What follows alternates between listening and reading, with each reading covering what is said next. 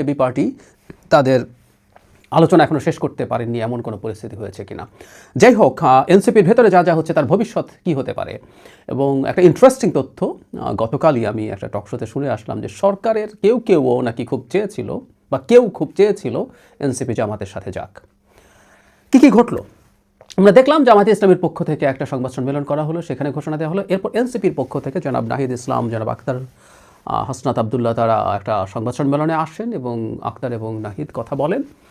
আমি যে যুক্তি তারা দিয়েছেন এটাকে আসলে ভ্যালিড রিজন বলে মনে করি না। এগুলো প্রত্যেকটা আদতে নির্বাচনী সমঝোতা জিততে চাওয়া, সংসদে যেতে চাওয়া, এটাকে আমি খারাপভাবে দেখছি না। কিন্তু যেটা হয়, রাজনীতিবিদরা পেটের কথা মুখে সবসময় বলে ফেলেন না, তারা তাদের অন্য একটা ন্যারেটিভ সামনে আনেন। তো জনাব নাহিদ যে ন্যারেটিভ এনেছেন সেটা হচ্ছে এইরকম, তিনি বলছেন তারা সারা দেশ থেকে লোকজনের কাছ থেকে নমিনেশন যারা নিতে চায় তাদেরকে আহ্বান জানিয়েছেন, তারা এসছেন।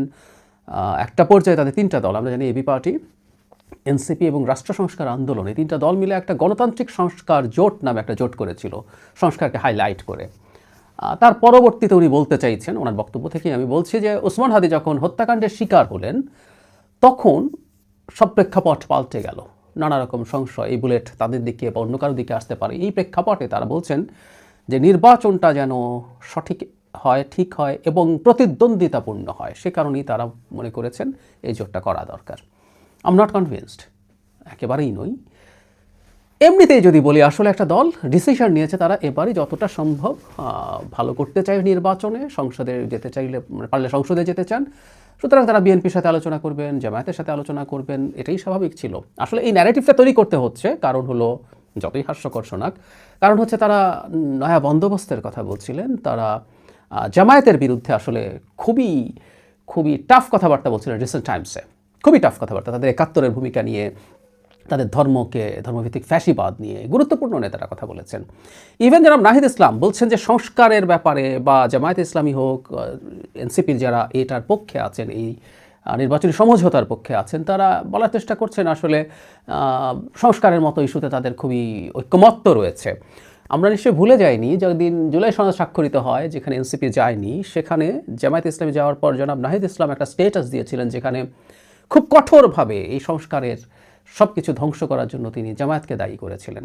জামায়াত এই লোয়ার হাউসে পিআরের মতো আলোচনাকে সামনে এনে সব কিছু শেষ করেছে সংস্কারকে। সুতরাং সংস্কারের ব্যাপারে জামাতের প্রতি কঠোর অভিযোগ এনসিপিরই ছিল, সেই জায়গা থেকে তারা এখন বলছেন এটা নাকি তাদের মিল আছে। যাই হোক, আমি জাস্ট কথাগুলো সামনে এনে রাখলাম। আমি বারবার বলছি, যেভাবে বলা হচ্ছে এতেও দোষের কিছু নাই, সারা পৃথিবীতে এই ধরনের চর্চা কিন্তু আমাদের এই অঞ্চলে তো আছেই। আমরা ঠিক একেবারে সঠিক ভেতরে যে কথা আছে, যে কারণ আছে, সেটা তো বলবো না।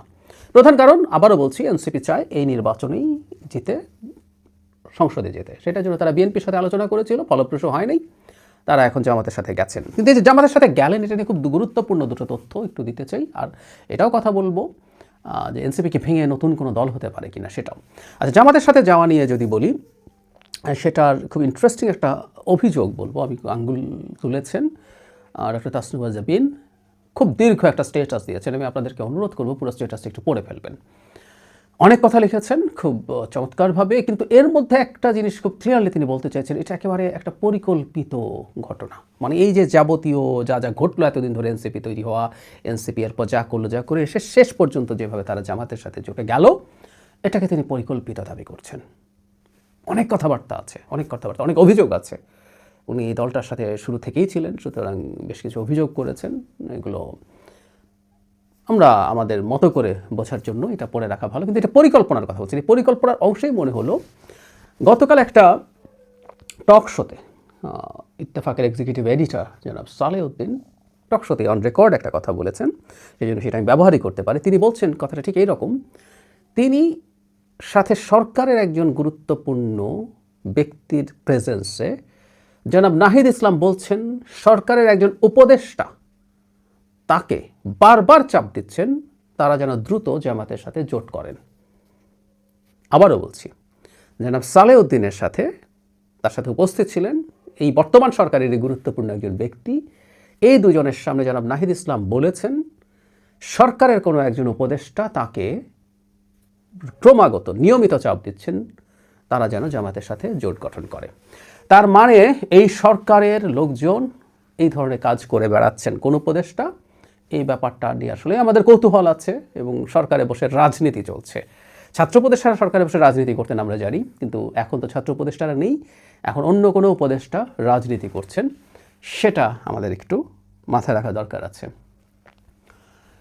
যে কথাটা বলছিলাম, এনসিপি ভেঙে যেতে পারে কি না, খুবই সম্ভাবনা আছে। আমরা গতকালই দেখেছি 30 জনের স্টেটমেন্ট, আরও অন্যান্য সদস্যরা এনসিপির বিরুদ্ধে কথা বলছেন, সিদ্ধান্তের বিরুদ্ধে কথা বলছেন। গতকালই আমার সাথে একটা টকশোতে এনসিপির একজন নেত্রী সিদ্ধান্তগুলো উনি পদত্যাগ করেননি, কিন্তু উনি সিদ্ধান্তগুলো পছন্দ করছেন না, তিনিও নির্বাচনের জন্য চেষ্টা করছেন। এখন নির্বাচনের মূল সংকটের জায়গা যেটা তাসনুভা জামিনের স্টেটাসেও ছিল, যে তাদের যখন এক্সিকিউটিভ কমিটির মিটিং হয় তখন এই কথা ছিল না যে আসনগুলো তারা পাবেন তার বাইরের সিটগুলোতেও প্রার্থী থাকতে পারবে না। ব্যাপারটা এরকম যে তারা সব জায়গায় প্রার্থী দেবেন, এরকম আলাপ হয়েছিল। এবং যখন মানে এনসিপির দিক থেকে এটাকে শুধু একটা নির্বাচনী জোট বলা হয়, কথাটা আসলে খুব সোজা না, তাই না? কারণ হচ্ছে যখন জোট হয় তখন এনসিপি 30টা আসনে নমিনেশন পেল, ইসলামী আন্দোলন এর চাইতে বেশি পাবে, এটা কতটুকু পাবে আমরা নিশ্চিত না, বেশি হবেই।